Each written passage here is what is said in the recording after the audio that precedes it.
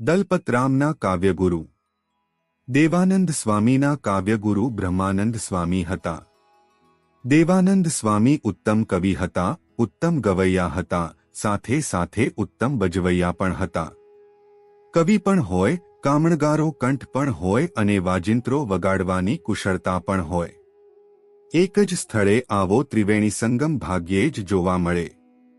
ન માત્ર દેવાનંદ સ્વામી પણ મોટા ભાગના નંદ સંતકવીઓમાં આ ત્રિવિધ કુશળતા સહજ જોવા મળે છે.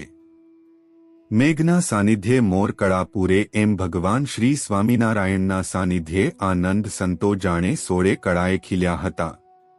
દેવાનંદ સ્વામીના સિતાર અને મૃદંગ વખણાતા. એમનો સિતાર આજે પણ મૂળી મંદિરમાં સચવાયો છે.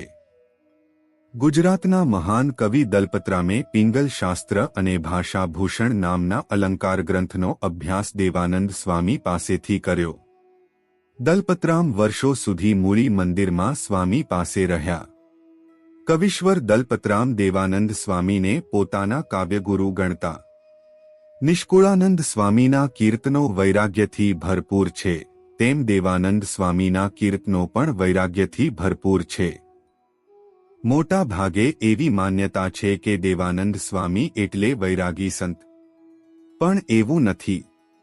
એમના ભક્તિરસથી ભરેલા પદો પરથી જણાય છે કે એમનું હૃદય ભક્તિભાવથી અભરે ભરેલું હતું.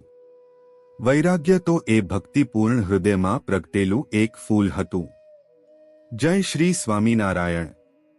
અલૌકિક અક્ષરવાસ. દેવાનંદ સ્વામી મૂળી મંદિરમાં જ સવિશેષ રહ્યા. મૂળીના રાધાકૃષ્ણદેવ પાસે એમણે ખૂબ કીર્તનો રચ્યા અને ગાયા. એમના અંત સમયની પ્રાર્થનાના પદો તો અંતરને ઝણઝણાવી નાખે તેવા છે.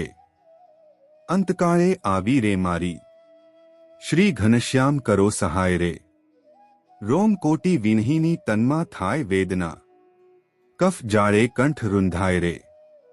સુધ ન રહે જ્યારે પોતાના શરીરની, તંડાની નાડી તૂટી જાય રે.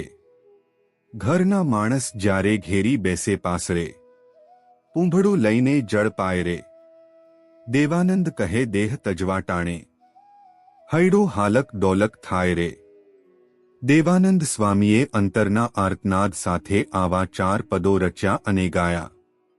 આ પદો સાંભળતા જ શ્રીહરિએ એમને દિવ્ય દર્શન દીધા અને કહ્યું, સ્વામી, કોઈ પણ ભક્ત પાસે અંત સમયે આ પદો ગવાશે એને અમે ધામમાં તેડી જશું, આ અમારું વરદાન છે.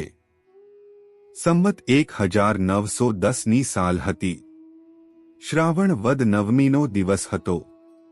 ભગવાન શ્રી સ્વામિનારાયણે દર્શન આપીને કહ્યું, સ્વામી, આવતીકાલે અમે તમને અમારા ધામમાં તેડી જશું. આટલું કહી મહારાજ અદૃશ્ય થઈ ગયા. સ્વામી સાથે એક સેવક રહેતા હતા. લોકો એને મેરાઈ ભગત તરીકે ઓળખતા. સ્વામી કહે, એલા મેરાઈ, કાલે મહારાજ મને તેડવા આવશે. મેરાઈ ભગત કહે, સ્વામી, તમને મહારાજ તેડવા આવે એની મને કેમ ખબર પડે? સ્વામી કહે, મેરાઈ, તારા ઘરમાં કંકુના પગલા પડે તો માનજે કે મહારાજ તેડી ગયા. સ્વામીએ મેરાઈ ભગત પાસે પોતાની પાલખી બનાવડાવી અને અગ્નિસંસ્કારની બધી સૂચનાઓ આપી.